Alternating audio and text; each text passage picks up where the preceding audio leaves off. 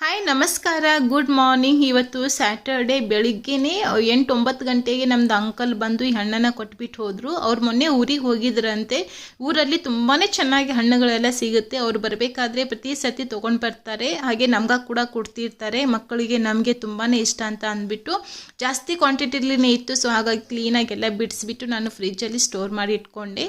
ಹಾಗೆ ನಮ್ಮದು ಫ್ರೆಂಡ್ ಒಬ್ಬರು ದೇವಸ್ಥಾನಕ್ಕೆ ಹೋಗಿದ್ರು. ಸೊ ಅವ್ರದ್ದು ನಾಯಿನ ಒಂದು ದಿವಸಕ್ಕೆ ನಮ್ಮ ಮನೆಯಲ್ಲಿ ಬಿಟ್ಟು ಹೋಗಿದ್ರು. ಇಡೀ ದಿವಸ ಮಕ್ಕಳು ಅದ್ರ ಜೊತೆನೆ ಆಟ ಆಡ್ತಾ ಇದ್ರು. ಹಾಗೆ ಇವತ್ತು ಮಕ್ಕಳು ಸ್ಕೂಲ್ ಹತ್ರ ಕೂಡ ಹೋಗ್ಬೇಕಿತ್ತು, ಯೂನಿಫಾರ್ಮ್ ಮತ್ತೆ ಬುಕ್ಸ್ ಎಲ್ಲ ತಗೊಂಡ್ಬರೋದಕ್ಕೆ ಅಂತ. ಇನ್ನೇನು ಸ್ಕೂಲ್ ಸ್ಟಾರ್ಟ್ ಆಗುತ್ತಲ್ಲ, ಸೊ ಹಾಗಾಗಿ ಹೋಗಿ ಬರೋಣ ಅಂತ ಪ್ಲಾನ್ ಮಾಡಿದ್ವಿ. ಆದ್ರೆ ನನಗೆ ಮಕ್ಕಳಿಗೆ ಹೋಗೋದಕ್ಕಾಗಲಿಲ್ಲ. ಬರೀ ನಮ್ಮ ಮನೆಯವ್ರು ಮಾತ್ರ ಹೋಗ್ಬಿಟ್ಟು ಬುಕ್ಸ್ ಎಲ್ಲ ತಗೊಂಡ್ಬಂದಿದ್ದಾರೆ. ಇನ್ನು ಯೂನಿಫಾರ್ಮ್ ಬಂದಿಲ್ಲ ಅಂತೆ. ಸೊ ನೆಕ್ಸ್ಟ್ ವೀಕ್ ಮತ್ತೆ ಹೋಗ್ಬೇಕು. ಹಾಗೆ ಬರಬೇಕಾದ್ರೆ ಮಾವಿನ ಹಣ್ಣು ಕೂಡ ತಗೊಂಡ್ ಬಂದಿದ್ರು. ಸೊ ಮಧ್ಯಾಹ್ನ ಊಟಕ್ಕೆ ಮಾವಿನಕಾಯಿ ರಸ, ಚಪಾತಿ, ಪಲ್ಯ ಈ ತರ ಎಲ್ಲ ಕೂಡ ಮಾಡಿದ್ದೆ. ಸೊ ಸ್ಯಾಟರ್ಡೇ ಡೇ ತುಂಬಾನೇ ಚೆನ್ನಾಗಿ ಹೋಯ್ತು.